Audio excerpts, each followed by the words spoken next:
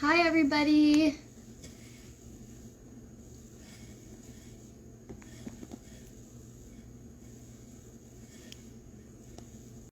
Exciting and interesting live for you today.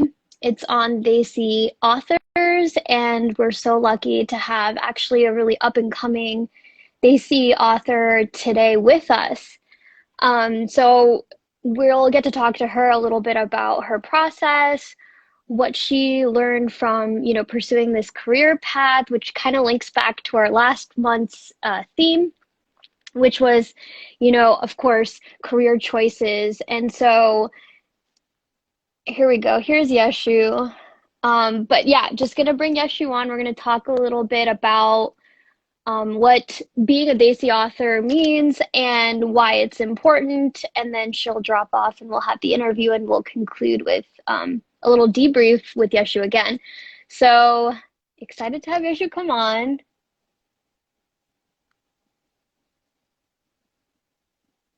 I wonder if this, okay. Hey, Hey, what's up, girl? Ooh, I love your jhumkas. thank you. Hey, everybody. Ooh. Oh, How your are hair's cute you? too. Well, I I'm know good. these ones are falling apart, but that's okay. We make it work. We make it work. I like the Princess Leia cut. How are you? I'm good, tired after a long day. So, but I'm excited because we have such an awesome, thing lined up today. So, of course, I'm still enthused, but you know how Mondays are. I mean, not Mondays, Tuesdays can be. I don't even know what day of the week it is. I How are got you? you. I got you. I'm doing good. I'm actually in great energy. I'm so excited about our amazing guest today. It's going to be an amazing episode. But before we get into all of that, my name is Yashu Rao. I'm a plus size model and confidence coach, and I am here breaking down stereotypes and beauty standards by empowering people to lead life with self love, confidence, and genuine happiness. And of course, founder of hashtag Happy Yashu and Air Studios. But of course, we got our amazing co host right up here. Hey, I'm Srishti Prabha, the managing editor at India Currents. If you don't already know, you should. And you should follow India.Currents if you see it up in the top. And you can follow me. I'm Problems if you would like. That's a choice you can make. But yes, we are very excited today. And the thing I want to start off with a little bit is like, why are we talking about this? Like, why did we bring a brown woman, to talk about her experiences as an author? And that has everything to do with this month's theme, which we kind of talked about last time, which is colors of inclusion, but also women's empowerment. So I want to give out two shout outs before we start. Women's Day was yesterday, so shout out to my girl Yashu, who is amazing and obviously so beautiful and always empowering and uplifting everyone around her. She makes everyone feel so loved, and I really truly appreciate her being on this podcast with me. And then of course our the person we'll be interviewing, Samantha Rajaram, I want to give her a shout out because she's in a leader in her field, and she's doing something novel and innovative, which is pursuing a path which is not usually pursued by that many brown people. So thank you, Samantha. And that's my two cents.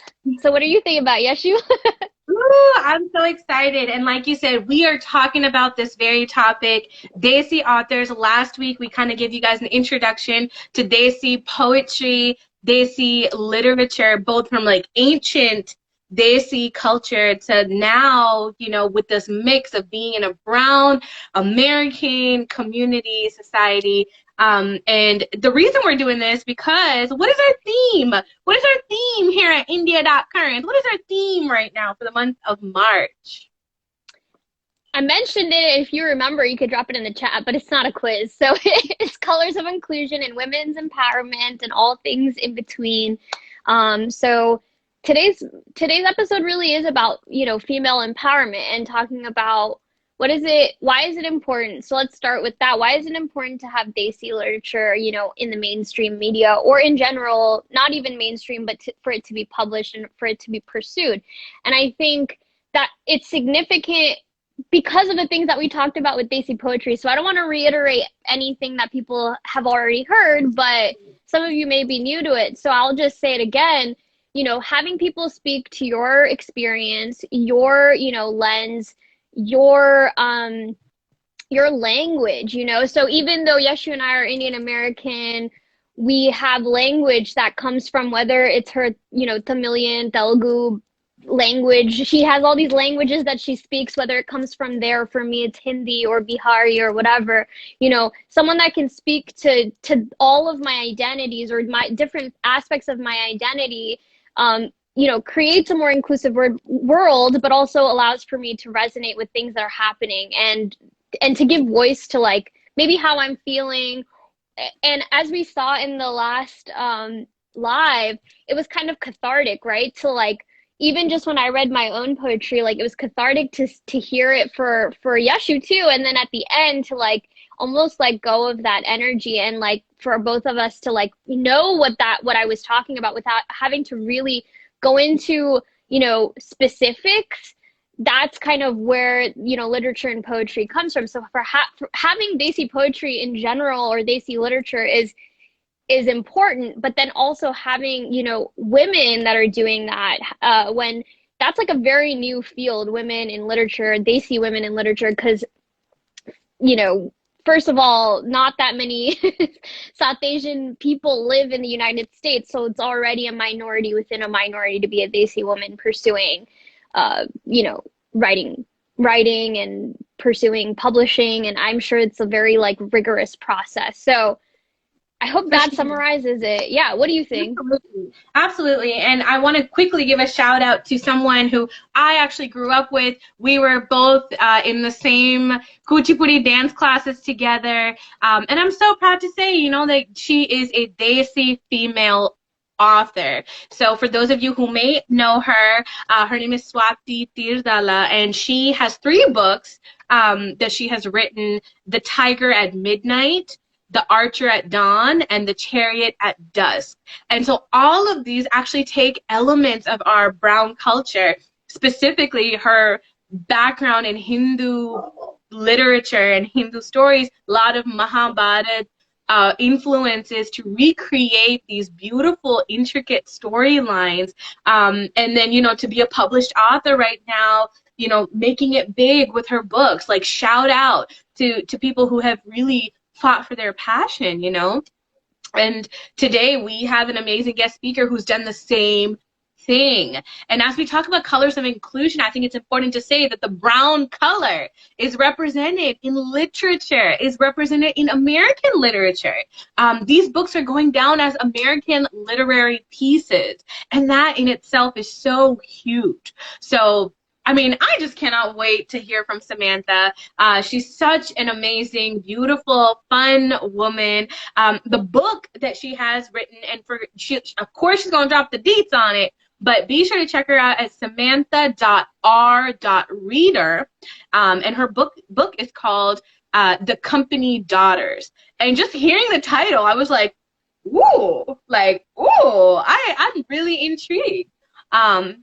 But let's go ahead and get her on. Like, how about we get her on, and perhaps she'll be able to, give us some insight about her journey being an author, and of course, about her book, and where we can get our hands on the book, and maybe even get a little excerpt read or something like that. Maybe, I don't know. Not getting hopes high here, but all right. How does that sound, Srishti? Sounds good to me. So once you drop off, I'll give a little bio, and hopefully she'll pop right onto this live. So awesome. I'll be back. Don't worry. I'll be back. Don't worry. Yeah.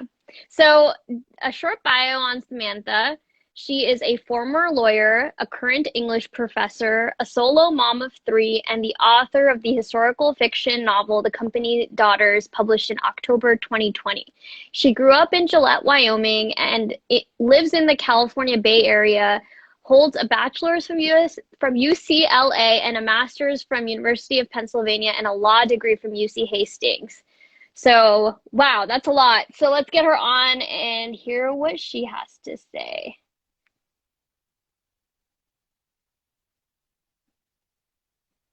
Um, okay, Samantha, you do have a technical difficulty. It says you have to update your Instagram to come on this live. So, if possible, could you try updating your Instagram and hop back on this live? I'll bring Yashu back on and we'll just talk for a little bit longer until your Instagram is working again. Let me know in the comments if that works for you.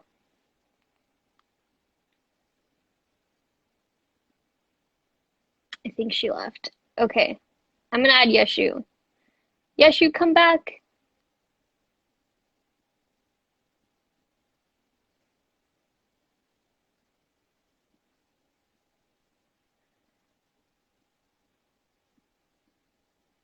Yeah, Samantha, you have to update your Instagram. It's not allowing me to feature you because it says you don't have the most updated version.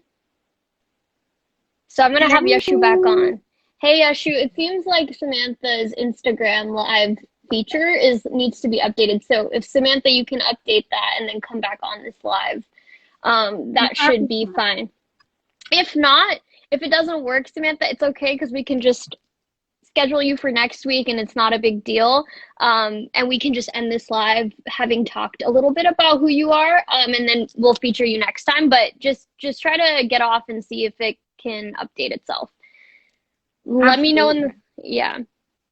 Now, in the Just meantime, we want to tap in with our viewers. We want to know what it is that you guys are here for when it comes to India Talk Currents, it comes to Desi Talk. We want to know. We want to know what the viewers want. And this is a really great space to talk about that because moving into our upcoming months from after March, you know, April and May, we're really looking in to get insight from our viewers to see what it is that people want us to talk about. So feel free to tap in at India.currents. DM us, DM me, DM Srishti, let us know, drop it in the chat below. Now, with that being said, I have a question for you, Srishti. yeah, let's do it. Have you read any literature pieces that were kind of like Indo-American or something that was by an Indian author, maybe? Anything? So yeah, that's a really good point. I've read a lot. Because even through, and it's funny because through India Currents, I actually get to know about a lot of the new authors that are publishing. A lot of them self-publish and they'll send it to us for review. So I actually do know a lot of people that are consistently like writing, and so it's awesome because I'm aware of the fact that these things exist. So I'll like read some of the ones that I find most interesting. Like I do really want to read Samantha's article, but I knew Samantha's article was in the works for, or not article, her book was in the works because she actually wrote about it for India Currents, like what the process was like. And I was going to drop the article once, she kind of talked about her experience, but reading about her experiences was incredible. Like I had no idea what it even took to write something like that. Okay, that's a different topic, but going back to have I read anything by somebody, Desi, I want to go back. Like, I want to go real back to when I was in middle school and I wanted to read something by somebody, Desi, and I didn't know what to look for. Now, there were like, of course, my dad was like, read God of Small Things, but I'm like, I can't read Arundhati Roy at like 12, I'm not going to get it. I'm just not ready or whatever. So I wanted to find that in a different way. So what? You're here for Yashu's joke? What about my jokes? Sorry. I read this book and I'm trying to remember. It was my favorite book for a really long time. It was called like Born Confused. And I forget who wrote it. But it was called Born Confused. It was written by a Desi person. I can look it up. And she talks, it's just a teen, like a young teen novel. And it's about just like Desai. Yes. Yes. And I used to love this book. It's such a tweeny novel. I'm not even gonna lie to you. It's like about like this girl trying to fall in love and like find a boyfriend. And I didn't even care about that stuff, but I think what was awesome. Oh, okay. So I see Samantha's request. I'm gonna finish this story and then I guess I'll maneuver over. But I just remember it talked about her struggling with her identities as like trying to fit in as an American person and then all like with white people and then also wanting to embrace the Indian part. And I what I loved was that there was this choice within where she was in the book she's like rejecting all these things that are Indian. Like I don't want to have an arranged marriage. I don't want to date like an Indian boy. I don't want to do this and that. I want to wear like American clothes that are like short shorts and like tank tops and whatever. Like I'm going to do everything to contend these cultural norms, but at the end she chooses the Indian guy and I was kind of like that's it's kind of wholesome to read something like that when you're 12 because you're like, oh, like she like embraced her identity and I can probably do that too at some point. Like it was that And I think it's idea. interesting too because I think we all go through those phases where we're kind of like rebellious, like, you know what, I don't, I want to be like this. Like a lot of times I used to, because I date outside my culture and I was like, I'm gonna date outside my culture and I'm gonna do this and I'm gonna do that. And then like sometimes I'm just like, you know what, I think I just want like a good little Telugu boy to take care of me, who I can make like mango papu with. Yeah, So I that's the feel thing. like It's like there's no one way to do it, but I think like you know what? It's so funny because you did the thing where you like were like, I actually want to have an arranged marriage and I want to do this and that, and I was very much like, I don't even know if I felt that strongly about that. But at the end of the day, what I realized we're both at the same place where we accept our culture in the ways that we feel comfortable, and I think that was what that book did for me when I was like right. 12. It was just like reading about my experience as a tween, and it wasn't even about like which boy she liked. It was just about the fact that like she The was choices. confronted, yeah, the choices that she was making and what it ultimately meant for her at the end. And it was like very cathartic to read and feel like, okay, like I at some point I will find resolution. It Right. will make sense. And we're gonna Okay, let's so go ahead and get yeah. Samantha on, and then when we're back, guys, I'm gonna share with you guys my favorite Indo-American book that I grew up reading. But I'll be back. I'll be back. Stay Okay. tapped in. Ajay, you stay tapped in, bro. I'll see It's you. Ajay. Yeah. Okay, I'm gonna add Samantha. And this time it's gonna work. So just again, Samantha wrote the book Company's Daughter. She was an ex-lawyer, now a college professor.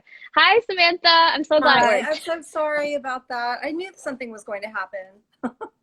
Honestly, it's fine because Yashu and I could talk for hours, so Okay. I'm don't so even sorry about worry. that. Don't worry at all. How are you doing today? How's it going?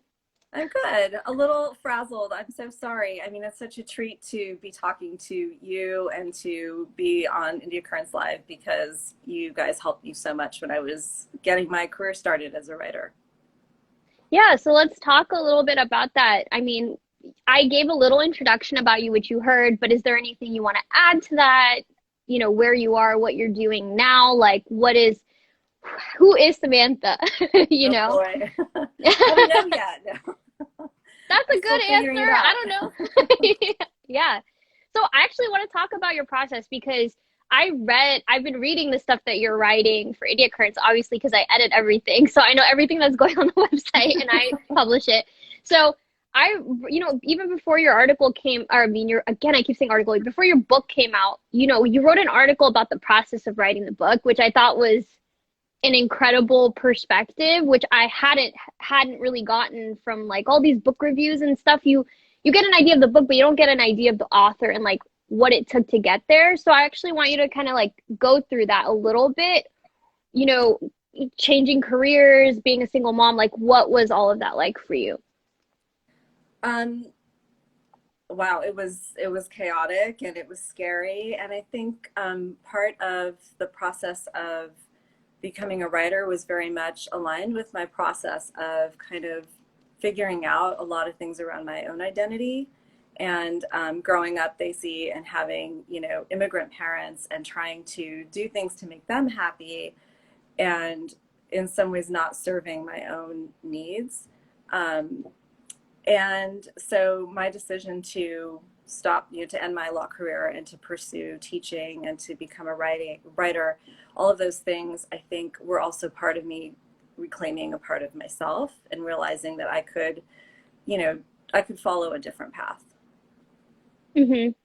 So did you initially pursue law because of basically cultural expectations, what your parents wanted. You were like, okay, law seems like a good path. And then you always had this inner calling for writing, or was it as you were doing law, you realized you had this like gift of writing and you wanted to pursue it?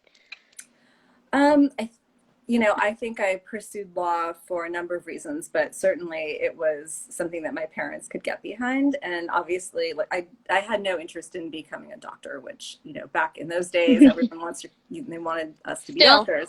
Yeah. still. So is that true? I don't know. I thought these Yes. days it's like coding, but Oh, engineer or doctor, still the case. right. Okay. So I was nowhere on that hierarchy, right? Because I wasn't good at science and math. So I wasn't interested in engineering. Science really wasn't going to happen for me. But I was, I could write. And so I thought, well, law is something that interests me. And I was always interested in, issues of equity and justice, and thought, oh, I can kind of, do that sort of work as an attorney. But it really didn't speak to me. And so, I was always reading. I mean, throughout law school, I was reading short stories.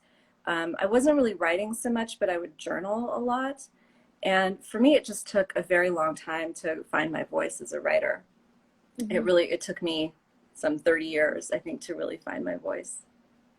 I think that's a very what's the right word? It's a very motivating thought to think that like, you can, even after 30 years, you can find your voice, or perhaps it takes 30 years to find your voice sometimes, especially for someone, I would think for someone of like first generation, immigrant type of experience, it's hard to put voice to something that you're experiencing for the first time and that you're not really reading about or hearing about or seeing visually in media anywhere else. And like, I will say now that a lot of that is starting to appear and I don't feel as alienated, but you're a little bit older than me. So like, I'm sure for you it was even more alienating to not have those things around you. So you are the person creating that, space for us by presenting your perspective. So, I mean, it makes sense why it took a little bit longer maybe, or that it takes that long sometimes.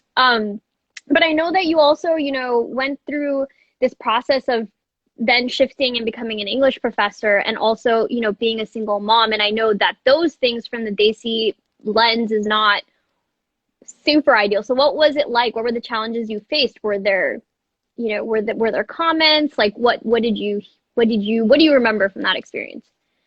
I think there was a lot of shame around it. I wasn't going to a lot of events, but I was Yeah. also trying to survive.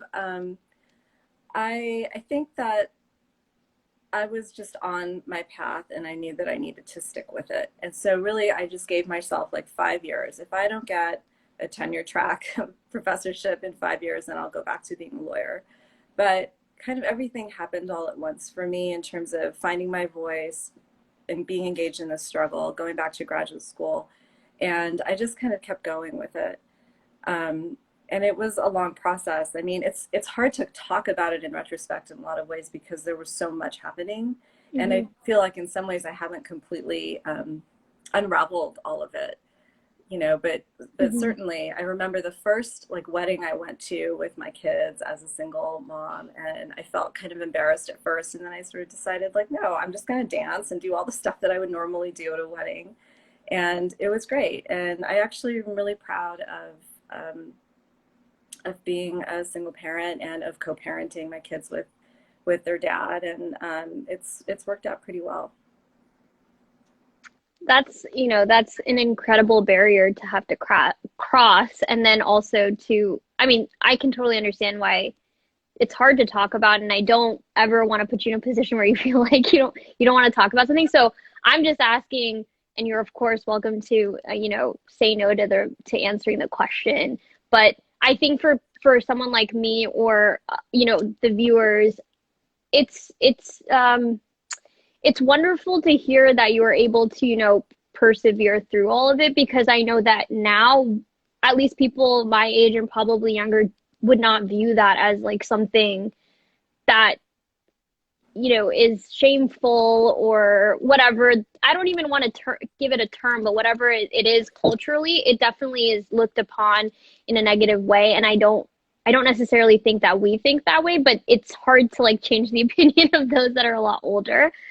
So I wonder if like now there would be quite a big shift towards, you know, not being perceived that way. Especially, I was also wondering, like, you were pursuing, becoming a professor, an English professor, which again is not a very traditional career path. So I don't know if you got also that kind of, backlash from the community, like, okay, you're leaving your law degree to do this. Like, what does that even mean, Do you have any comments on that?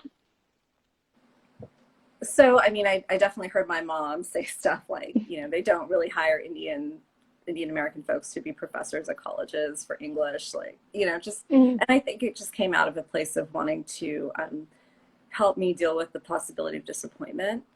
So I sort of interpret it that way. But Mm-hmm. again, I was just on my own path. Like I was just going to go for it. And I think one of the things that happened for me is, and I think I talk about this in the book a little bit too, with respect to Yana, is it's sort of like when everything is gone and sort of disappears on you and you're sort of left with kind of starting at square one, you also, that's an opportunity to rebuild yourself. And Mm-hmm. I really try to embrace that. Yeah, so this is a great segue to your book because your book's actually about a topic that is quite unconventional and unexpected. So, do you want to talk a little bit about, what inspired the book? Like, how did you get to a point where you felt comfortable writing in a voice of somebody that, technically is not you, like very much not you? Like, what were you pulling from?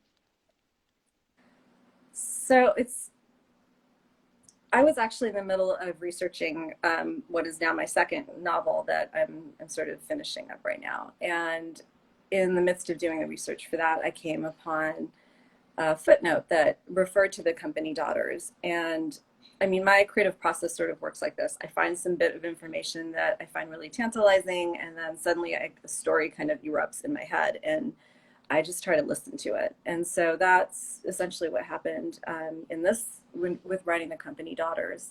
And I kind of knew that I wanted to write this. But I wasn't thinking too hard around like issues of, well, I'm not Dutch, for example, I don't live in the 1600s. I just kind of went with it. And I think it's because at that point in my writing, I just wasn't thinking about getting published. I was just thinking, I'm going to write this and see what happens. And I think as the process continued, I started to really wrestle more with self-doubt around like, I don't speak Dutch. Like, why do I think I can write this book? Why do I think that as a Desi woman, as a brown woman, I can write about the experience of these Dutch women, and so on and so forth. And I guess I just decided I was going to go for it anyway. But I also had little signs that would come up every once in a while as I was doing the research that made me feel like I was, in fact, just the right person to write this book. For example, I didn't know this, but Indian people were brought as slaves by the Dutch into the Dutch colonies, and that was something I didn't know. And to me, that made it seem like, oh, I'm actually someone who can write about this. That for all I know, some long lost ancestor might have been brought there as well. Um, so it was like moments like that that really made me feel like I could write this story. And I wanted to write a book where people of color existed in the landscape of what is otherwise, a more Eurocentric narrative. But I also wanted to feel like, as a woman of color, I have a right to write stories about white people because growing up as I did in Wyoming, that's what I observed. I was, Mm. our family was the only brown family in my community. And so I spent a lot of time observing people and trying to figure out how I could fit into that landscape. And so I just decided to go for it with this book. Yeah, that's an incredible thought that you grew up in Wyoming, because actually I can't imagine what it'd be like to, when did your parents immigrate here? Like 1960s or 70s? 1970, my dad came, and then my mom came, I think, a couple of years later. Yeah, so that, that is really that's really in the middle of nowhere and in a time Yeah. when there were not even as many brown people as there are now. So that's crazy to think about. But I just want to give a little context about your book because people might not know what it's about. So it's about the Dutch East India Company, and you're writing from the perspective of two Dutch women. That's correct? Well, the main character Yana it's written in first person from her point of view. Okay. And she's Dutch, right? Right. Yeah. Okay. I just want to make sure we're clarifying all of the points of the story. Um, and basically she's taken as, or she chooses to move to be taken by the Dutch East India Company. Is that right? Like that is a choice that she makes, or is she taken as like a slave? What is her narrative when she's like actually taken by the Dutch East India Company? So it was an actual policy that the Dutch implemented, and it's sort of like a miscegenation policy. And we had those here in the United States too, and they were basically created to keep white European people from marrying and having children with non-white people. And so it was this same policy that came out of the Dutch East India Company, in part because the early settlers were having children with the native Indonesian women, and they didn't know what to do with those children. So they created this policy whereby they brought women, young, poor, often orphaned women from the Netherlands to the colonies to marry the settlers that were already there. And so in Yana's case, she falls in love with her employer's daughter, Sancha. And essentially when Sancha is put into a position where she can no longer stay in Amsterdam, she decides to leave as one of those company daughters, and Yana follows behind her. That's an interesting plot line. And I think that it's very timely that when you release this, because I think you're almost bringing a unifying voice, like something that it's kind not that it's beyond race or anything like that, but like because you're as a Desi person writing from the perspective of a white woman, normally you would think, okay, like the Desi person is oppressed and not vice versa. But the fact that you're talking from her voice and she's also someone that's being oppressed for whatever reason, it kind of creates this, unilaterally same experience, and that you could technically speak to because it's something that, a lot of different minorities face. And obviously, as you know, the political tension in the US is quite it was like crazy, especially in I think October. You wrote this book, or it got published. That was around the time when there was so much divide and a lot of like, us against white people, or however you want to view it, like it's people of color against white people. But it's always nice to hear a narrative that kind of bridges that gap a little bit and forces you to think critically about how you're viewing the other person. Is that kind of the theme you were also even going for, or am I totally picking up something that's wrong? I mean, I think there are multiple themes, and Yeah. my agent, when she was talking to me about the book, she said it was like a Me Too narrative of the 17th century, which I think I can certainly see that, but I'm really interested in how different systems of power oppress everybody. Mm-hmm. So in this case, the Dutch East India Company and the Dutch were like the first to create a multinational corporation. So it's sort of like the birth of capitalism is really kind of starting with this whole project of colonization. And so I was interested in all of those things, how class and gender and sexual orientation and all of those things, and race, of course, intersect and wreak havoc on the people that are stuck in the middle of all of that. Very timely and topical and relevant. I love when you can bring a historical narrative and make it, because I find a lot of times people, history is repeating itself over and over again, and people aren't looking back to see like, hey, that happened, like let's not repeat those mistakes again. And if you bring it almost in like a fictional way, maybe people are more willing to accept that narrative, even though I know it's completely coming from a real space. I know you did a lot of research. You went to Amsterdam and you did a lot of your own digging. But even then, as fictional, it's easier to accept, right? Than if it's reality. And it's, yes, I'm very excited to read your book, is what I'm trying to get at.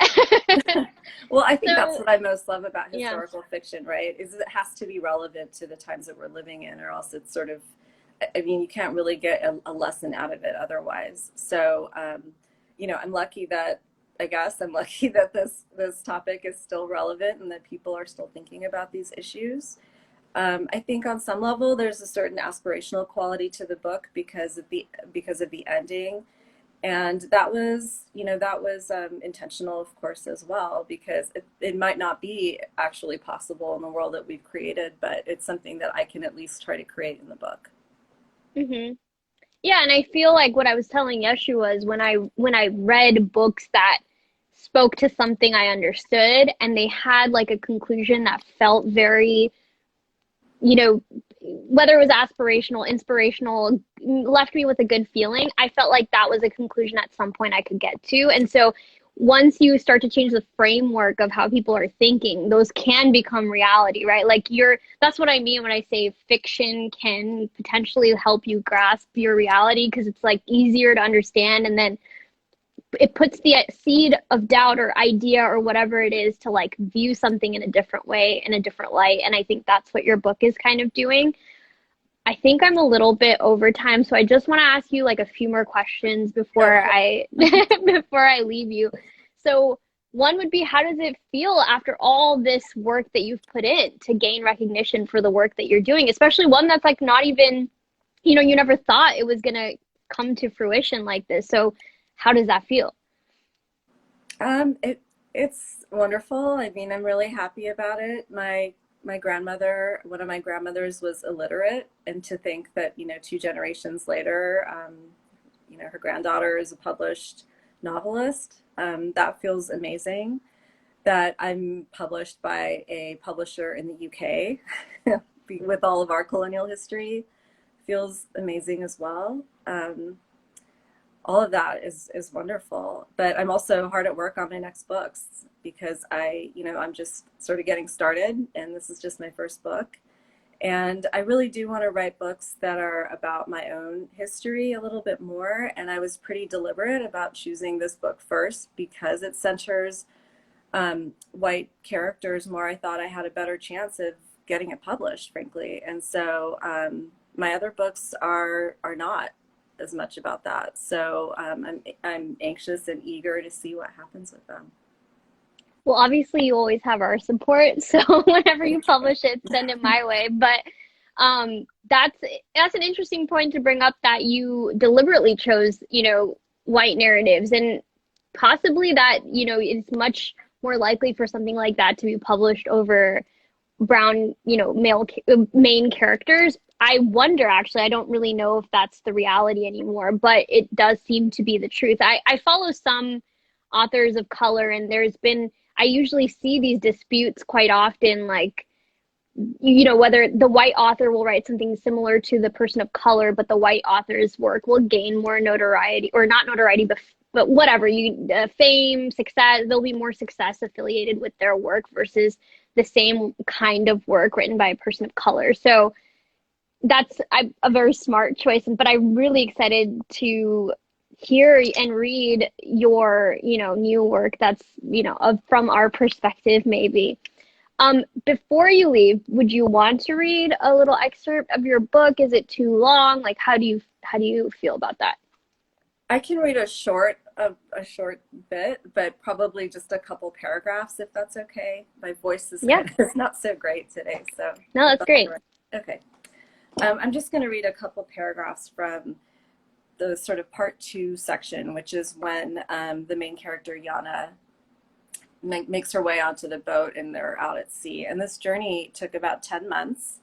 And as you can imagine, it was a harrowing and difficult journey for these young women to make on a small ship, in the middle of the ocean. And it was a very long route, and they ran out of food. Oftentimes, they ran out of potable water and all of that. All right. Blue, nothing but blue. The blue sky, the blue sea, sometimes a grayish cast on them, and then sky and sea melt together. I expected to see fish or even a whale, birds overhead. Instead, water surrounds us and nothing else. Only the sloshing of the sea against the keel of our ship, the jangling of items on board all day and all night from the rocking, our own tiresome voices. So many new words I have learned at sea: carracks, caravels, galleons, and frigates. In those first days, I am entertained by the Grand Retour ship itself, having never been on such a vessel. The Red Lion of Amsterdam hangs at the Leiden's prow, and I'm taken by her crimson deck and green-painted masts, her immense sails. Long planks of wood cover the decks, and I try to imagine the trees they come from. Oak, most probably. The Leiden was the largest ship at port and carries some 80 of us altogether. I could not help but feel proud as I boarded the ship in Amsterdam while so many others watched and children waved to us. One girl who for a moment I mistook for Helena. I'll stop there. I mean, it's just the sort of beginning of the journey. And I'll say, and I remember when writing this part that I had to do a lot of research about ships because I didn't know very much about them. I was really interested in them, but I just didn't really know anything about them. So I remember when I was writing this section that I had to do a lot of research about that. Yeah, it's vivid imagery. And I do want to point out, because you didn't talk about it, that you put in a lot of research. Because I remember reading your article and you talked so much about like actually going and having to read about like, what does the furniture look like? What does like the clothing look like? All these things that I like take for granted that, you know, you probably already know, but it's like this small paragraph that you wrote, which is like, okay, like you're talking about a boat and it's beautiful and it's made of this and that. It's like, but that small amount of that small paragraph probably took you so long to write because you had to find all the elements that, you know, made it up. So thank you. Thank you for sharing that with us. And it's incredible to have you on. I know we've communicated so much through email, so I'm really happy to actually meet you in person.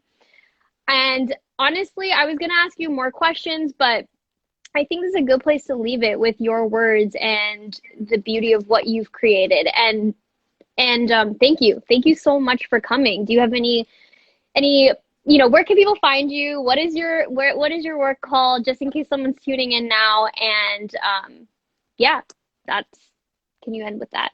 Sure. Well, thank you again for your support. I mean, India Currents was so instrumental in me actually getting my book finished because I had a short story published and you guys enabled me to go to a writer's retreat and finish this book actually. So it's really nice to be able to thank you in print awesome. and also on this. Yeah. You can find me on Instagram at samantha.r.reader. I'm also on Twitter at Samantha Reader. And I'm on Facebook at Samantha Rajaram. It's my author Facebook page. And what else can I say? Yeah, I'm working on hopefully my second book will find a place out in the world next. That one is more about India. It's actually following the renunciation policy of the 1800s where people in Pondicherry could renounce their Indian citizenship and work in the French colonies. And so that was something I was really interested in from the perspective of assimilation and all the different sort of forces that a person deals with under colonialism. But those are the three main places to find me, in my website, which is just samantharajaram.com. And the book is and your book. Thank you. The book is The Company Daughters. The Company Daughters. It's has been you know, getting a lot of recognition. So definitely people should go and read your book, because talking about colonialism in all these different ways, it can only be good. And there are a lot of systems in place that, you know, oppress people. So there's not just one narrative to hear. And I think it's awesome that you started with this one and that we get to hear. The next one sounds really interesting too. So I hope to be able to read both. And thank you. Thank you so much. I really appreciate your energy and, you know, what you bring to the table. And you're always such a, you know, positive source of energy in terms of like just being grateful about the things around you. So I'm grateful for you. Thank you. Oh, all right. Of course. All right. I'm going to bring Yashu back on. You can cancel yourself out if you see like an X. Okay. At the got top. it. Bye, Samantha. Okay, we'll bring Yashu back on. But wow, I hope you guys liked that segment with Samantha. I'm honestly astounded by what she's able to accomplish, changing careers, being a single mom. Hey, Yashu. Hey, I changed it up a little bit, you know. I'm still cute. So what do I you have, think? I have to say, first of all, I just think Samantha is so beautiful and she's so, soft spoken and just so elegant and graceful in the way she carries herself just from this live.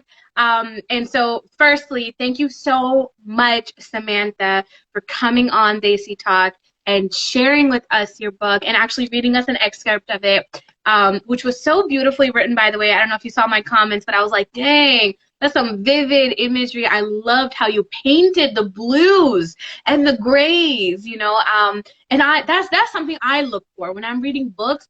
I'm a very visual person, so I love books which kind of paint, this beautiful canvas in front of my eyes. So I'm so excited. I'm definitely going to get the book. I'm so excited to read it. We got a comment here from When I Used to Travel who said, oh, cool, I must buy this. Absolutely. Again, guys, the book is The Company Daughters by Samantha Rajaram. You can follow her at samantha.r.reader. Of course, check her out on her website, samantharajaram.com.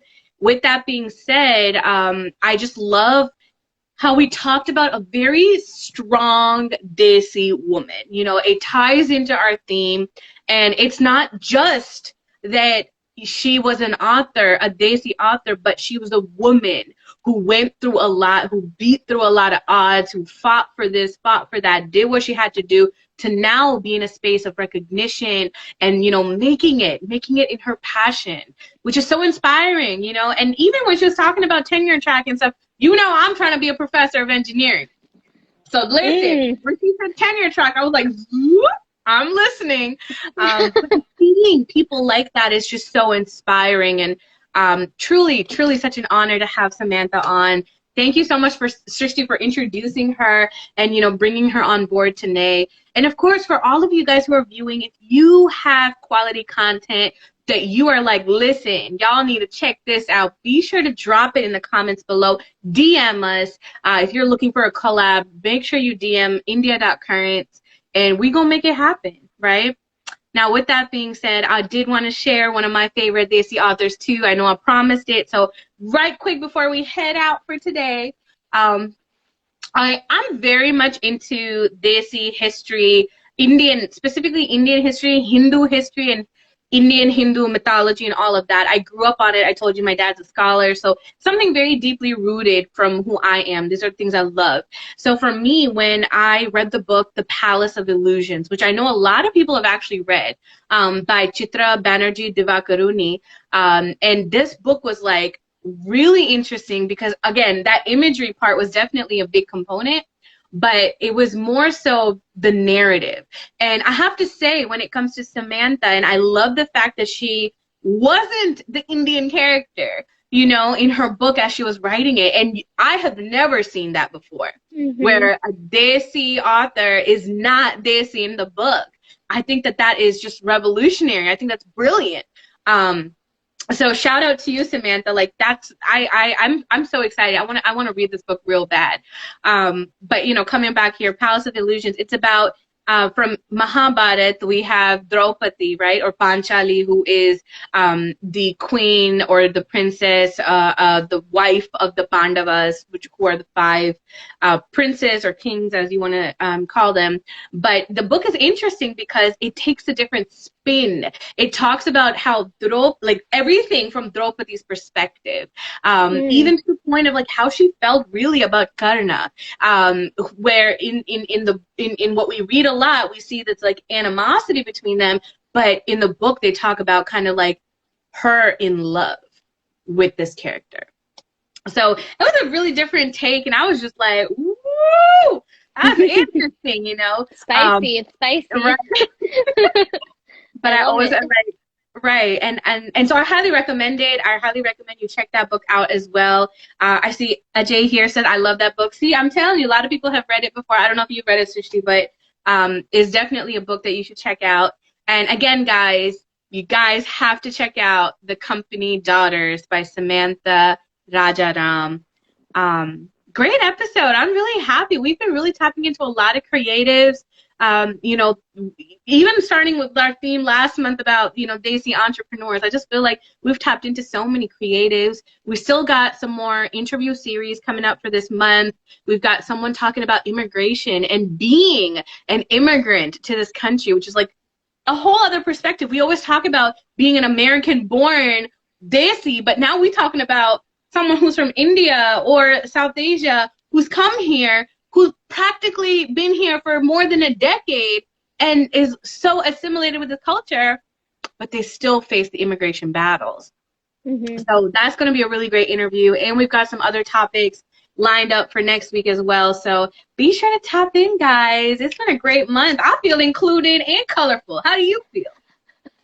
Yeah, I definitely feel included and colorful. I think, you know, talking to Samantha was it's so I feel every time I'm on these lives I'm like overwhelmed with how I feel talking to the people because they have so many things to add to the conversation that I have either been thinking about or potentially haven't thought about and it just reminds me of like the importance of having these voices in these spaces because it makes me feel like I'm heard and that also that I can help them be heard and and like you know Samantha said she felt really like she must have felt very alienated in Wyoming and like had to deal with so many things and her process of going through it all and being where she is now you can tell she's a resilient person.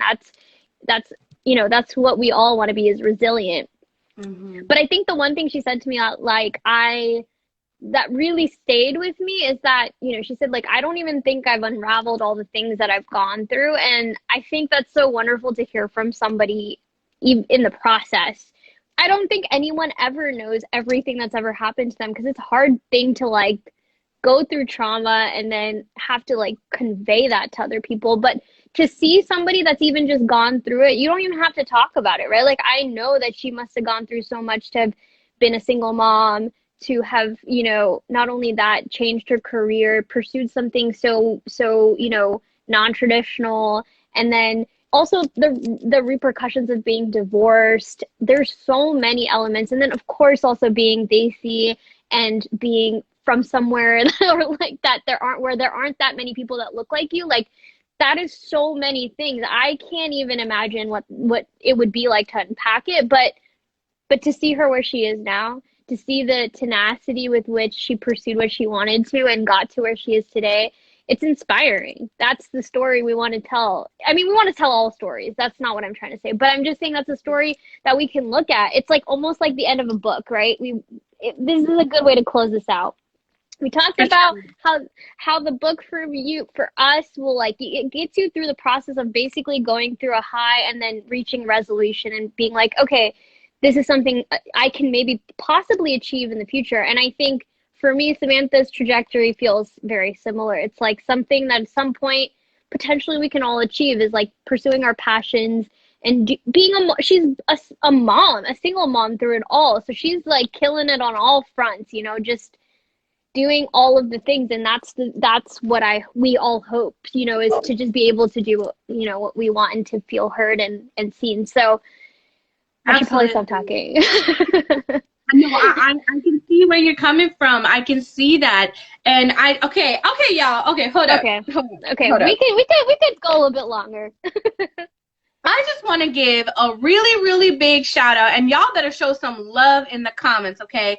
Really big shout out to Srishti, okay, with India Currents, because she is a woman who has found talent. She has helped people. And even Samantha said, like, if it wasn't for India Currents giving me the space to, like, drop my short story and then build from it and then inspiring me to go into this retreat or whatever, and for, you know, Srishti following through with these people, connecting people, you know, bringing them to you guys through this platform, like, shout out to Srishti. Okay, y'all, better drop some love right now. Drop some love for Srishti right now with India.Currents and show some support and love, okay, guys, because it takes a team, you know. And you're absolutely right. I can tell that you feel overwhelmed because you're so inspired. And I feel the same way, right? I think, you know, looking at a woman who's been so strong, who's been through so many things, and knowing that this is another Desi woman It's one thing if it's like, you know, an Amelia Earhart, you know, she went through her thing. She's great. Don't get me wrong. Inspiring. Totally. But knowing that I've got a Samantha Rajaram, someone that I can look up to as a Desi person, that is where the power is at. And I think That's that where is the power is at.